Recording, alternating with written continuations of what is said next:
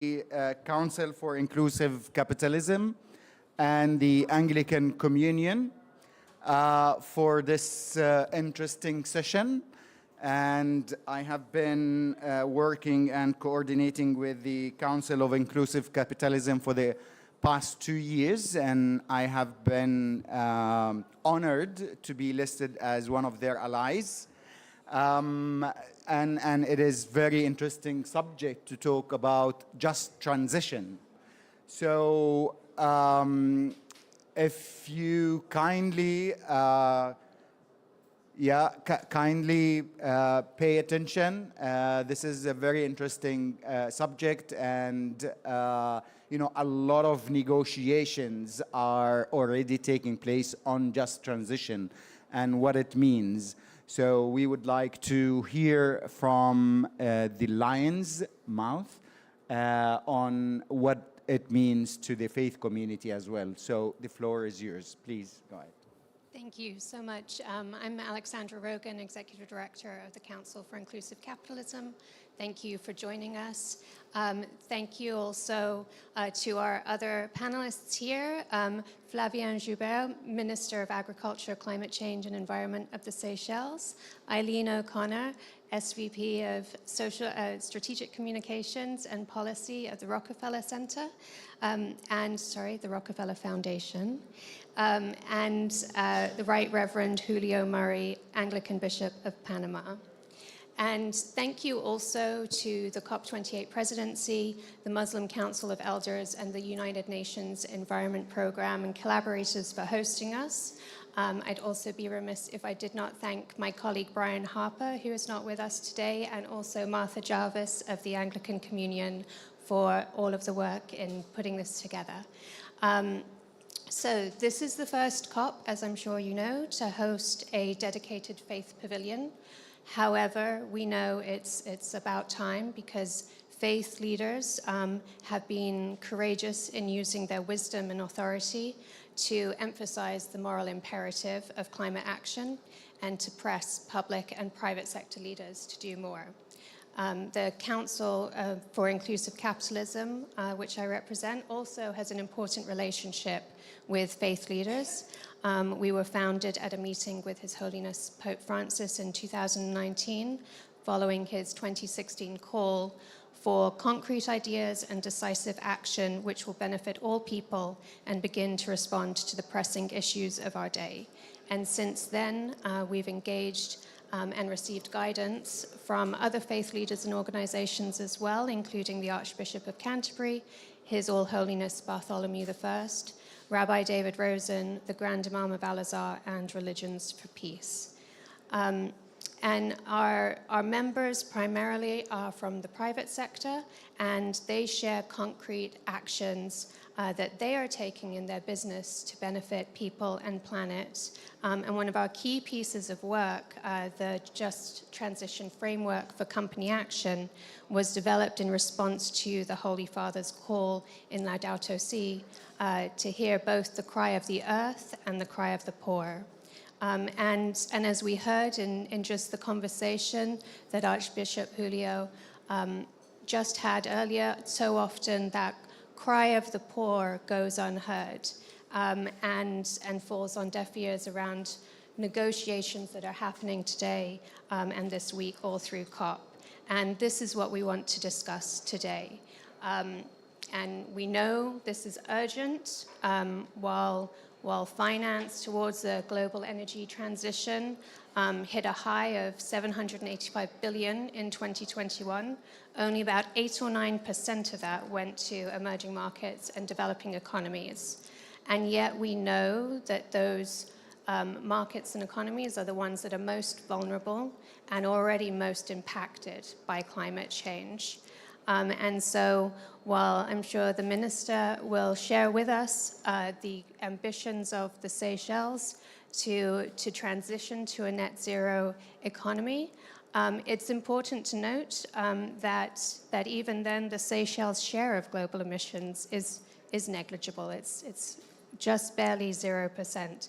So this dichotomy is something that we're keen to unpack and really to reinforce along the conversation, the faith leaders' role in driving and reminding us of that moral imperative and how we need to engage communities along the way and what we can learn through that dialogue.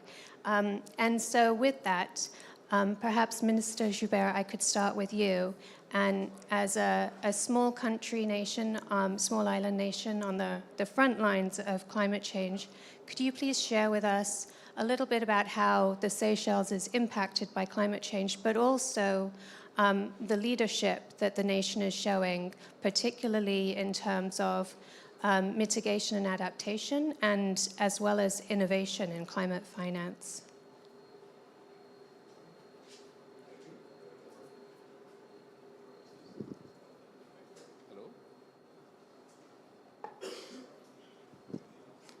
Good morning. Thank you, moderator, for the introduction. I think I've been introduced. I'm Flamme Joubert from Seychelles. I think you all know about Seychelles by now. We've been all over the news, and most people would know where we are and how big we are. I'm very happy to be here with you, and I'm very happy to see that faith is also being included in the discussions on climate, and as you mentioned, the moral dimension that accompanies the work that we're doing on the climate. Seychelles, our emission is very small, our territory is very large, which means that we are not a net emitter, but we still see ourselves as a responsible, each one of us is a responsible global citizen, and we have to do our part to help in the fight against climate change and contribute our bit towards the efforts of the world. What we are doing is not for us, but it's for the benefit of the wider world and the ocean. So for us, even though we know the efforts that we are making would make a very, very small dent in total emissions, we think it is necessary, and it is useful also because we can use that to spur action by those who are bigger and to encourage others with our call for more ambition. So when it comes to climate change, Seychelles has submitted its NDC in 2021 at the Glasgow COP, and it's an ambitious NDC that takes us to about 15% renewable by 2030, and where we intend also to protect a large part of our territory, especially the seagrass and the mangroves. And recently, while I was here earlier this week, I got confirmation from our team that we are reaching that goal early, and we are now at a stage where about 99% of the seagrass in Seychelles territory is within a zone that is managed or protected. Not all the measures are in place to fully protect, but we know that once we put all the measures up, once all the measures are up and running, we would be able to claim that we have protected quite a large percentage of the seagrass and mangroves that we have, which are the biggest carbon stocks that we have in the country. These are habitats that actually absorb a lot of carbon. So for us, climate change is being felt on the coastline. Seychelles is a country that depends a lot on fisheries and tourism, but climate change is being felt on the coastlines. And all those nice beaches that you see in the pictures that we posted in our pavilion just next door, I invite you to come and visit. Many of them are threatened by climate change. And these are our assets. These are the assets that we depend on for our livelihoods. That's why people take flights all the way to Seychelles and they come visit and they do honeymoons and stuff, because of those white sandy beaches and the coconut palms that line them. So once they get destroyed, our assets get destroyed, our opportunities get destroyed, and a whole country is destroyed.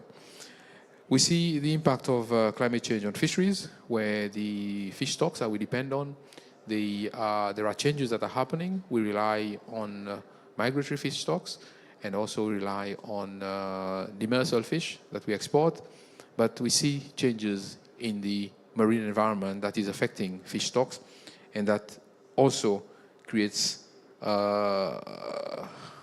it is a threat for the country, and it makes us very anxious about the future.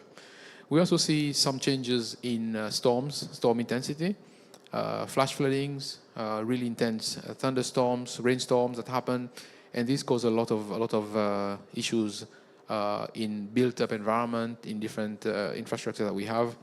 And recently, just before I came, we were experiencing a startling phenomenon where, without any storms, without any surges, the sea level was just rising and flooding parts of the coastline and flooding parts of roads.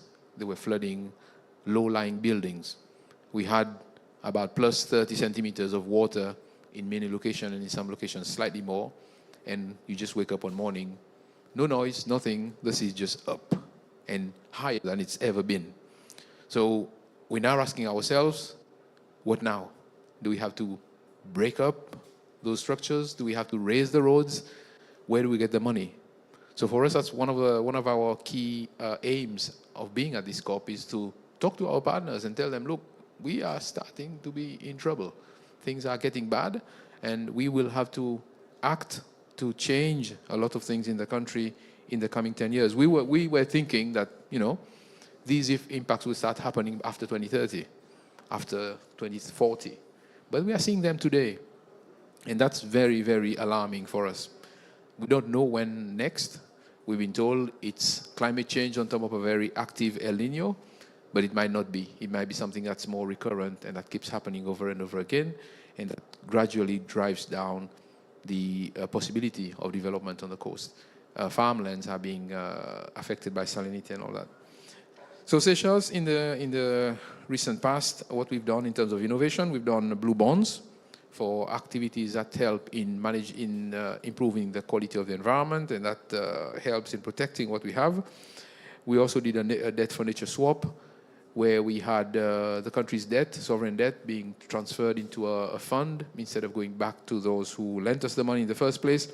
And the arrangement was that that money would be slowly released into activities that help us move forward with actions for protecting, especially the marine environment. We have a trust called Seychelles Climate Adaptation Trust, SECAT. You can find it online. And that trust gives out funds for projects in the country so that they can actually move at a faster pace and they can apply themselves in a much broader way when it comes to action for protecting the marine environment. And this has been quite successful. We've seen quite a lot of uptake, and the number of projects keep increasing, and the size of projects also keep increasing, and also the innovations that are being supported by that facility, it keeps multiplying. So we see quite a lot of possibilities for that mechanism, but for us, one of the key things is that the swap itself was not big enough. So the amount that we have per year, we realize now with the other project that accompanies this, which is the Marine Special Plan, we see that there's not enough money for us to do everything. So we have to now decide where do we get the additional funds to actually go further. Because the thing with environment protection is that once you start doing it, you actually create more opportunities for you to keep doing more, but then you don't create more money, you create more activities. And with us, we've done the debt swap, we've done the blue bond, we are going to legalize the Marine Special Plan in 24. But by the time we legalize it, where do we get the money to actually implement it? So it's a big challenge for us, and we have to find that resource. And that's why we are calling for a more organized channeling of funds from the polluter to the areas that are being affected, not to us. I mean, we're not here to say, send the money to us. We say, send the money to those places that are being affected and the places that need resources in order to manage what the global environment requires. At the very local level, we're talking about the just transition. At the very local level, we have started installing renewable energy sources. And one of the things that I would say about just transition is that instead of doing like a centralized PV system, no, we did a centralized PV system, about 1.5 megawatts. But instead of just putting it on the grid and selling it to everybody, what we did is that we shared the benefits of that PV system with those who are most vulnerable. So the public utilities company, they have a list of consumers who are very low in consumption, who have special needs. For example, you have single parents, you have old age pensioners, you have certain institutions that require support. We offer them a discount on their bill from that PV plant so that they actually get a direct benefit from those kind of, from that investment itself. So for us, it was quite successful, and it is benefiting the lower the lower bracket in society. So it is helping a lot, and we hope that as we move forward with the energy transition, we'll be able to come up with more schemes that would help those who are most in need. We are now looking at support for solar energy in agriculture, for example, the smallholders. How do we make sure that when we bring in PV, we don't just bring in PV for everybody and everybody benefits equally, but those who are most in need, they actually get something out of it. So we are looking at small companies, smallholder farmers, and people who are really in need of energy. Because for us, energy is a big cost for Seychelles. We are so far away, and we are so isolated from everything.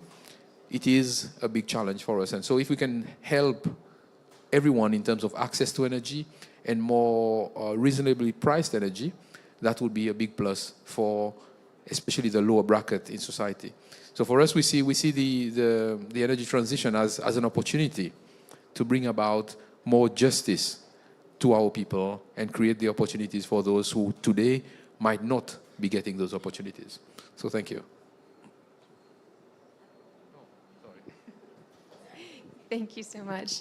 Thank you for that.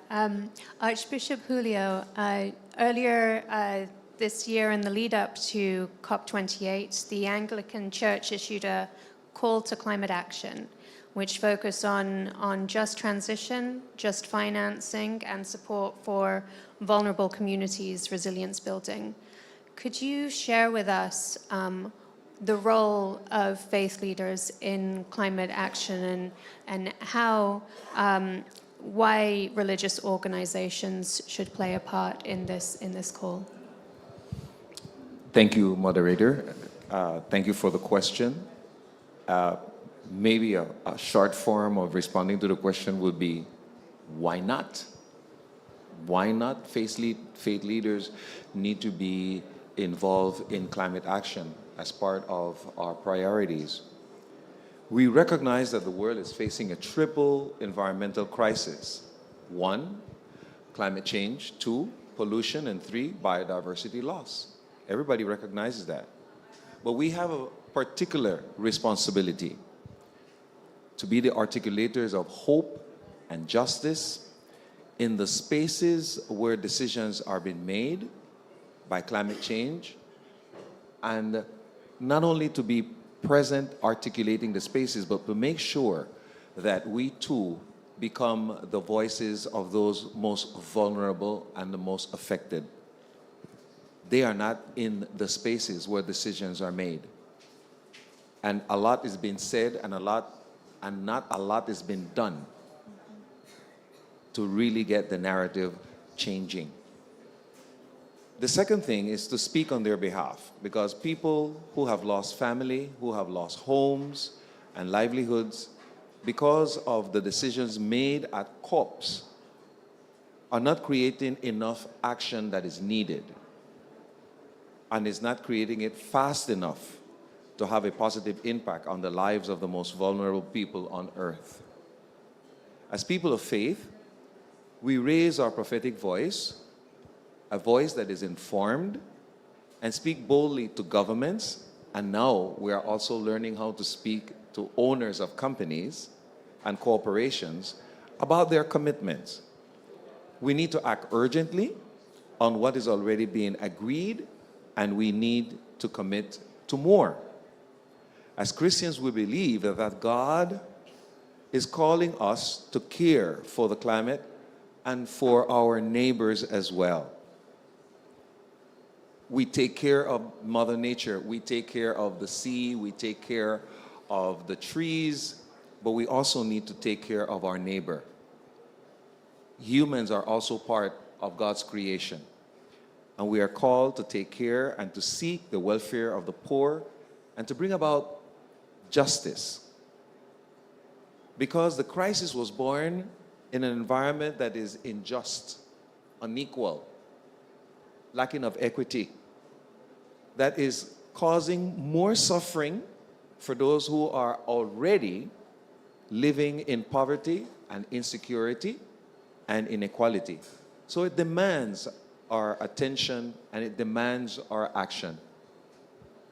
Faith leaders are those who are in the communities with the grassroots before the problem occurs. When the situation changes and the crisis begins, faith communities are still present. When the aids will come and just offer a Band-Aid or water or food, and they leave, faith communities are still present. So we think it's important because we are present with those most vulnerable, because we are present with the people on the ground. That gives us the opportunity to see to it that we have a voice and an action and our priority. Now, in delivering just transition, the Anglican Communion understands that justice is acting in a way that is based on the principles of law, moral, fairness, and equity. Acting fairly also believes in love, the love that we have towards our brothers and sisters, the love that we have for our neighbor, the love that we have for Mother Earth. It means then that funds for adaptation need to be doubled, and that we need to have the opportunity to create more spaces for capacity building, so that people will be resilient in the places where they are. Just another word in terms of what we believe in terms of loss and damage. We were privileged enough to be present at COP27 when it got to the agenda and the discussion was made and the agreements were also made. Now in COP28, we are hearing that the pledges are being done, but that's not enough. You're talking about loss and damage. But what about the non-financial loss? How do you take care and walk with and care for the people who have lost memories, family, maybe their culture? That's a tremendous loss that money cannot repay. So we are also keen in finding ways in which people are prepared and to walk with those who are experiencing the loss that cannot be paid. But again, the funding is important because the funding will help us to use it in the communities where the preparedness and the resilience needs to happen. And again, make sure that when the fund is looking for who's going to do the administration of it, that the governing body will represent or show a representation, show an equal representation. How important it is, as I said at the beginning, for the most vulnerable to be represented in the places with their voice and with their faces where decisions are being made on their behalf.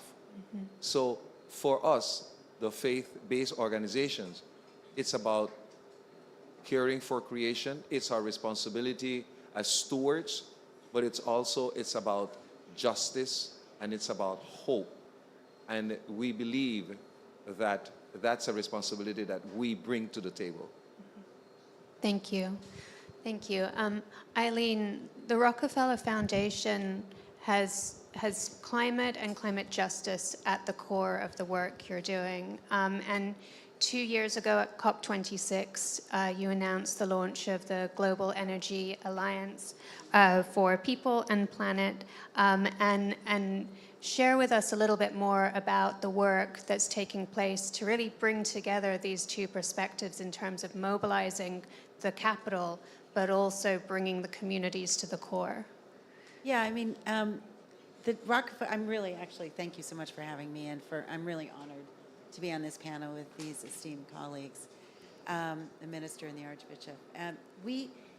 I'll just ask you all a question. How many of you think that when addressing climate change, our main focus should be on benefiting people? Raise your hand. Kind of obvious, right?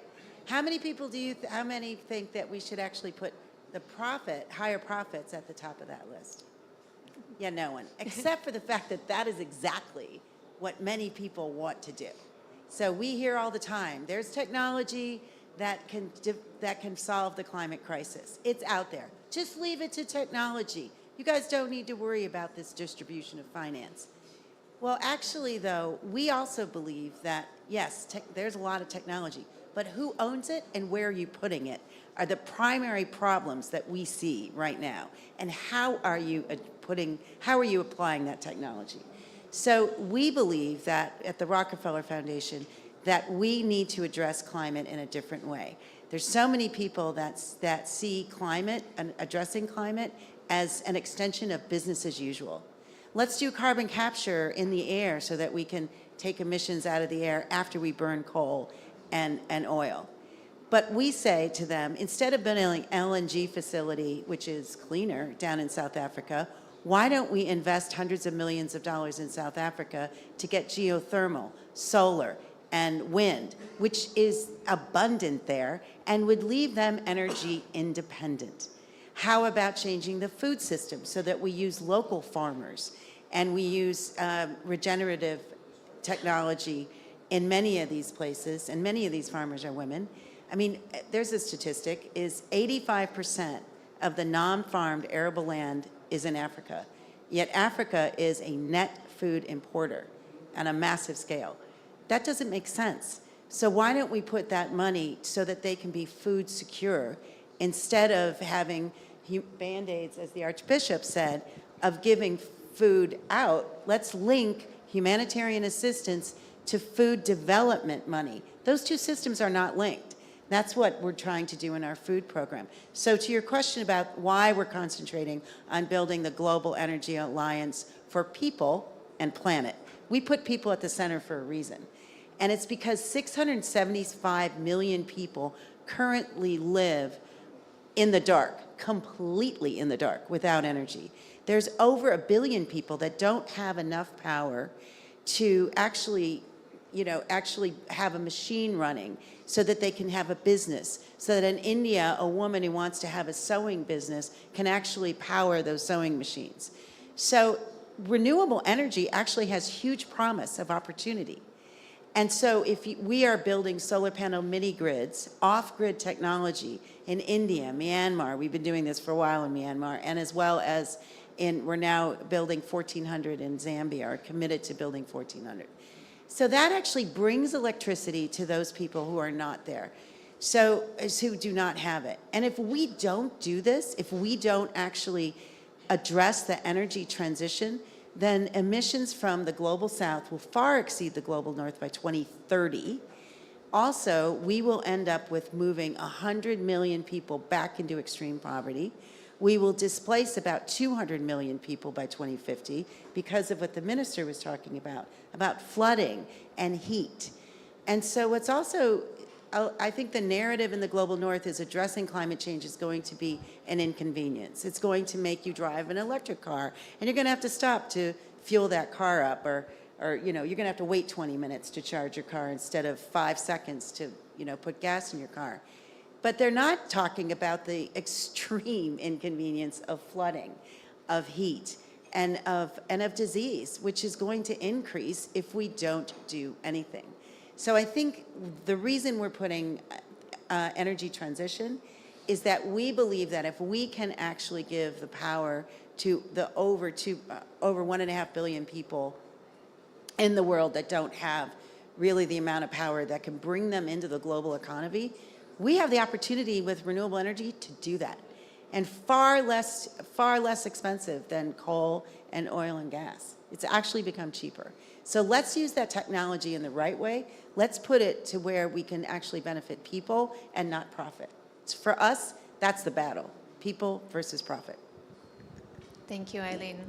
Minister Joubert, you spoke earlier about some of the needs for investment for the Seychelles. Could you share with us a little bit more detail in terms of that investment need, some of the barriers, the challenges, but also perhaps opportunities for collaboration, as we're hearing in this discussion? Yes.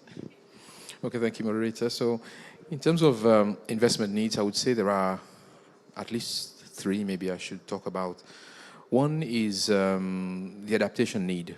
Like I mentioned, we are trying to protect a very large part of our EZ and our territory. Even the land surface is protected at 50%. The sea is currently protected at 32%.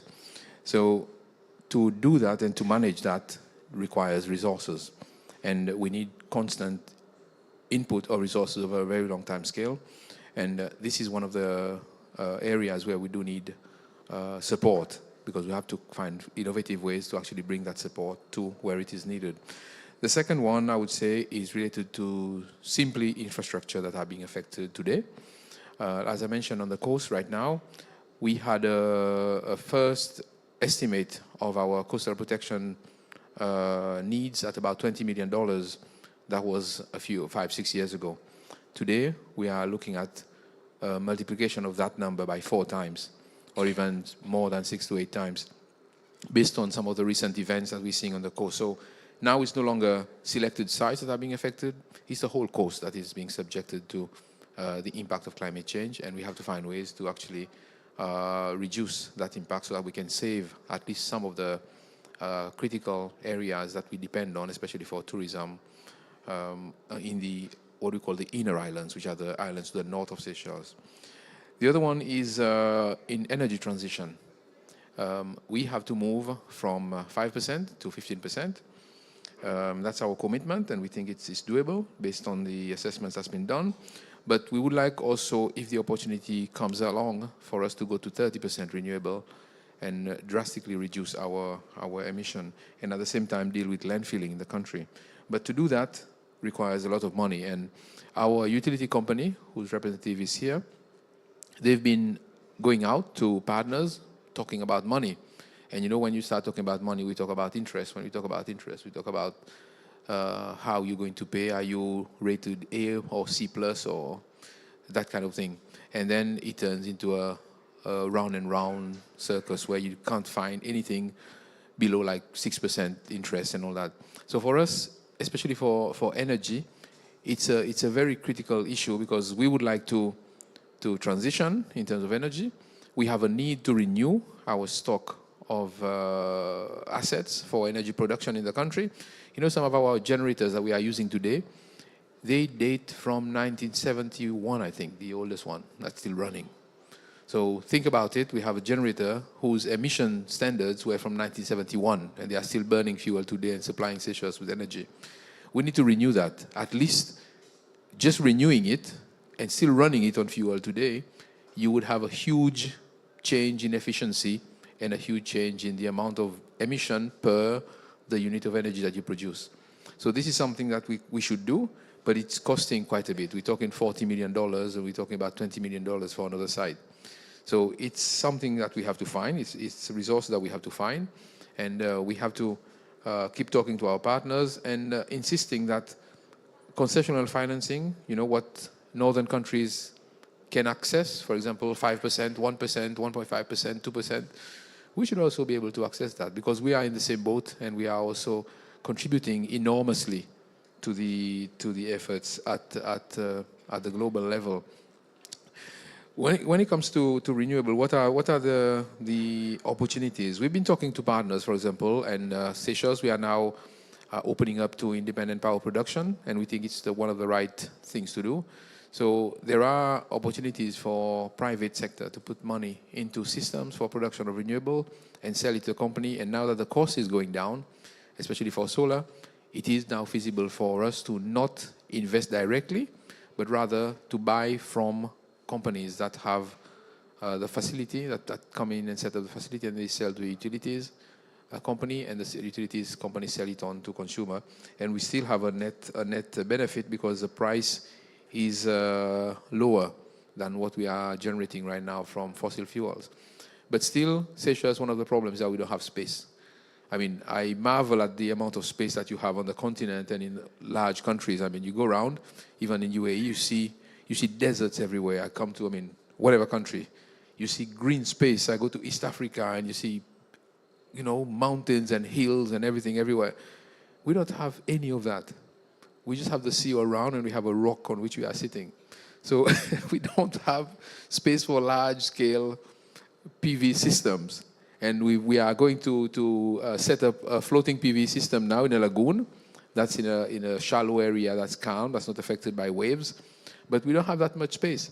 And for us, the other disadvantage is that we are so close to the equator that there's not that much wind resource. So basically where we are, the wind doesn't blow much. It blows sometimes, but it doesn't blow every time.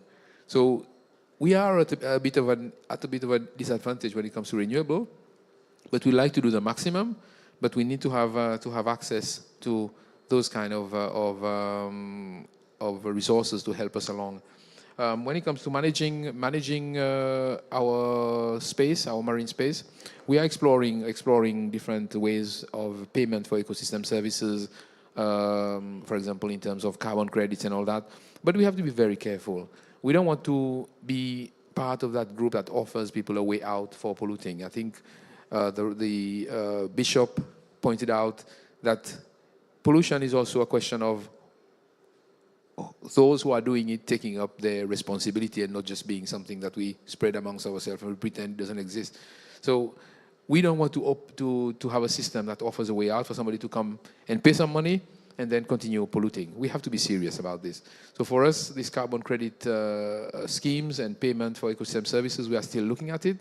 We have to do the best we can, and we have to try and have the most optimum system that gives good results, but also that pushes people towards the improvements that we need in terms of climate action. Thank you. Thank you. Eileen, you were nodding along there in terms of the questions. We had an earlier discussion around the challenges of the global financial architecture overall, and then also to the points there that the Minister Joubert was just mentioning in terms of the quality and the question around carbon credits and pricing. Could you share a little bit with us your views there?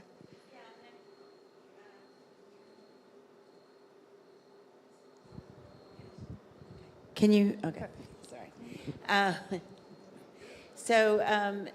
Yes, I mean, I think the minister is absolutely correct. You know, it doesn't make sense that I can get a lower credit rating than a country can from a development finance, from an MDB, a multilateral development bank, because the origination of these banks and this whole system after World War II was designed, actually, had a long-term view that development is good for everyone and is actually profitable for everyone. And we know that it is. When I talked about this being a battle between people and profit, I'm talking about the fact that, you know, we shouldn't tip one or the other. We can actually get both. We can actually benefit people, and people can actually open up some markets here. And so for us, we believe that the finance system has to change. We've been working on research, and we've been partnered very closely with Prime Minister Mia Mottley and some others in the island nations as well as in Africa around the Bridgetown Initiative, and also with President Macron. And in fact, I'm leaving here to go to Rome to talk to the heads of the G7, who Italy is now going to be in charge of the G7. We've gotten this on their agenda and the G20 agenda. And we believe that this is critical, absolutely critical. There's a lot more in the finance system that can be given. If we just lower some of the risk profiles, there's a lot more. And we've been able to get the World Bank to announce a change in the loan to equity ratio. But again, we can do more. And we just had some release of special drawing rights. Yesterday we announced, some countries announced that they will be able to recycle those, which means that they actually let other countries use them, developing economies, for climate action. So there are ways to get more money into the system at more reasonable rates. But we're also looking at energy transition credits. Now, the reason we talk about them being energy transition credits is that carbon credits rightfully have come under attack. There has to be very good measurement. And also the carbon credits have to be able to be used for just transition.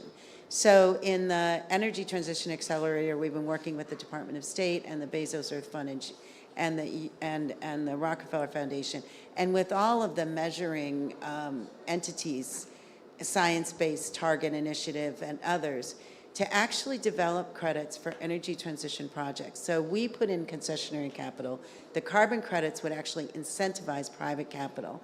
They would get those credits for investing in energy transition projects.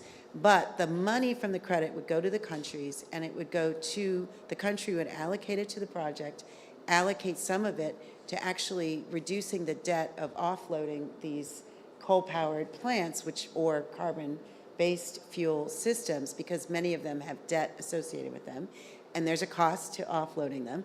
And then thirdly, it would actually go to the communities that are going to be affected. So enable them with job skill trainings or subsidies as this transition takes place. That's what's really, really important. And so when we talk about carbon credits, there's good carbon credits and bad. And I would say that energy transition credits are also very good because it's a permanent offset of carbon.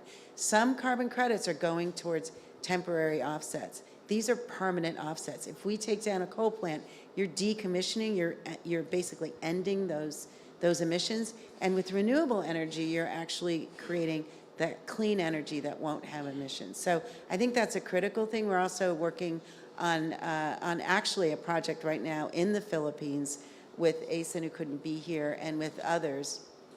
And that actually, the government of the Philippines has agreed they're going to be issuing the credits. Measuring this is going to be really critical. And I think the final thing I would say, that participation in the credit markets in the carbon credit markets that we're talking about, require the participants to actually have reduced as much as they can under scope 1 and 2 before they're even able to buy those credits. Mm-hmm. So we cannot let people off the hook with carbon credits. This is not greenwashing. These are quality credits, and the participants have to have done everything they can before they buy those credits. So, and I would just tell you finally, the companies that want to engage in the ETA, for instance, they're the ones insisting on that, mm-hmm. because they're saying we believe that we have to reduce our carbon footprint, and we're doing it. So we don't want other people basically getting off the hook for doing what they have to do and need to do. So, thank you, Eileen. Archbishop Julio, you're from Panama, and another country, a coastal country, which is really at the front lines of climate change and impact. Can you share with us, bring us back to the communities again and those most vulnerable, and share with us a bit about what the Anglican Church is doing in Panama to engage with those communities and the most vulnerable? Thank you. Thank you again. Panama was recently on the news, mm-hmm. and not necessarily because of the Panama Canal. Panama was on the news recently because the people got to the understanding that they have a say in the decisions that are being made in terms of signing contracts with open mining companies. But before I get to that, mm-hmm. I think it's important for you to know what the church is doing in Panama. There is several programs because we believe in the strategic partnership, and we have been able to identify programs with the indigenous communities and the farming communities in terms of the way to do sustainable agriculture. The other interesting thing that the church is doing in Panama is also making aware how important it is to be prepared to face the challenges of climate change in schools, in churches, in communities. And we have borrowed from some of our examples from around the Anglican Communion, like Kenya, for instance, where within our services and our sacraments, we are inviting people to plant a tree. So, for instance, when I have a confirmation of 23 or 50 young people, I give each one of them a tree so that they will be able to not only plant the tree, but be responsible for its growth. The work that is done in schools in terms of preparing young people to help us prepare other communities for situations of disaster. So because we do understand that it's a matter of participating at all levels. So we are getting schools involved, or we're getting communities involved, but the people are getting involved.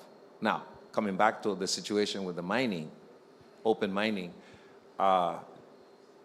last year, the community got together, requested by the government, and issued a command that stated, Panama will not be a mining country. It so happened that this company has been working in Panama over 20 years, working illegally because they didn't have the contracts in order to do so. So it came time to review and renew the contract. And then one more time, the people said, Panama will not be a country for mining because of the way that the water is polluted, because the way the land could never be used again for production, for bringing fruit. The consultation was open. The people got to the mics. People and ambientalistas, they got together as well, and they presented reasons why we should not sign a contract that is not going to benefit Panama. The company had, according to the contract, received all sorts of revenues and benefits, and it just took us back 80 years in time when the United States had the administration of the Panama Canal for 80 years. We don't want to go back to that. Again, the government paid no attention to what the people were saying, and they went ahead and they signed the contract. And the people got together, organized themselves, and said, we're going to shut down the country. And exactly that's what happened for a whole month. The country was shut down. There was no mobility, no food taken to the places, no energy taken to the places where they were needed. The government decided to call upon the church. Can you help us?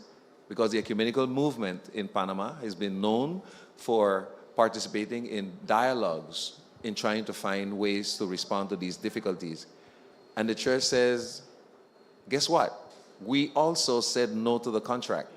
So we cannot work with you on a dialogue. We have made a decision. The church has made a decision to be in the place where the people are at. But again, the people said the only group of people that have trust are the faith leaders. So we because of what the people were asking, we created spaces where they could come and have conversation and explain why they did what they did and talk about their expectations. And over again, what the church did was say, if you want to regain the trust and the confidence in the people, you have to show some sign of being trustworthy.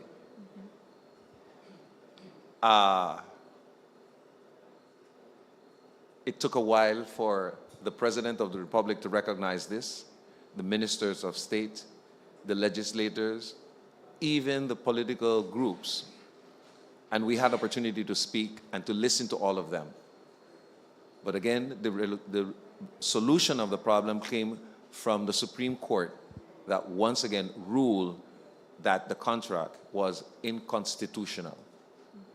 And that is what appeased the people. But the problems are not solved because Panama being such a rich country, we live with such level of poverty. We have, terrible situations in health and education and pollution and water. The problems have not been solved. We have just had to manage one situation that had to do with the open mining. And there it is again. The churches are the only ones in some countries and in some communities that has the trust of the people. And how important it is for us to have that responsibility and to play that role. What we need for governments to do, perhaps like in the Seychelles, is to make sure that they have a responsibility to take care of the people and to take care of not only being successful in tourism, but to take care of the most vulnerable people in their society. How does government do that? It's a big challenge. Eileen just told us about the way in which the groups will be participating in these different projects. And I must say carefully that governments in some countries, because of the situation of corruption, it becomes a big barrier to make some progress and some projects come and move forward. The issue of corruption. And when you live in situations where corruption is vibrant, and it takes a long time for development to happen. Thank you. Well, we only have a few minutes left, and rather than end on that note of further barriers, it would be nice to end on a slightly more hopeful note in terms of the collaboration that you have all shared as examples. So perhaps whoever would like to share what gives you hope? What are some examples that you see of strong collaboration, some opportunities? And we could just end briefly on that more optimistic, hopeful note. Would you like to go first, please? Okay, thank you. I'm here on behalf of the president, by the way, who's an Anglican priest. So if he was here, he would have preached a lot more than me. But I'm sure if he was here, he would have, as you mentioned, moderator, he would have pointed out he would have emphasized the importance of us coming together, of the fact that there are hopeful signs in what we are doing, even if it seems hopeless sometimes. There are hopeful signs that things are turning around, and that once we get talking amongst ourselves and Seychelles, that's one of the things that we do. We are not a big country, we cannot force people, but we go around and we try and bring everyone together. We try and talk to the big ones and the small countries and the leaders, and we try to influence them. And we tell them, look, this is what Seychelles has done. For example, on the African continent, if you look at all the different indices measuring progress in terms of good governance and democracy, Seychelles is first or second. In terms of human development, I think we are second or third. In terms of environmental awareness or climate awareness, we are first. So we have to encourage everyone to be as ambitious and as hopeful as we are. And the signs are there. It's still a long way to go, but the signs are there. And I think it's important that we come together and we use platforms like this one, where we have different people with common interests. We have the faith community, we have everyone, we have the hardened politicians, we have to talk to them. But we have to put the truth to everyone out there and try and influence each other. And hopefully, eventually, if it's not too late, we'll be able to make some progress on climate. Already today, for example, we see renewable energy. It's breaking through those targets that have been set in terms of renewable generation. Globally, it's going very, very fast. So we hope that in other areas it would move also as fast once we were able to convince people that there is something good in what we are doing. Thank you. Thank you. I would just say that, to me, the most hopeful thing has been the fact that, forums like this are happening, but that there's so many more people understanding that no one community is going to be able to do this alone, and that we really do, though, need civil society, philanthropy, the faith communities to basically hold, and government to work together to hold businesses accountable for what they're doing and how they're going to address climate change.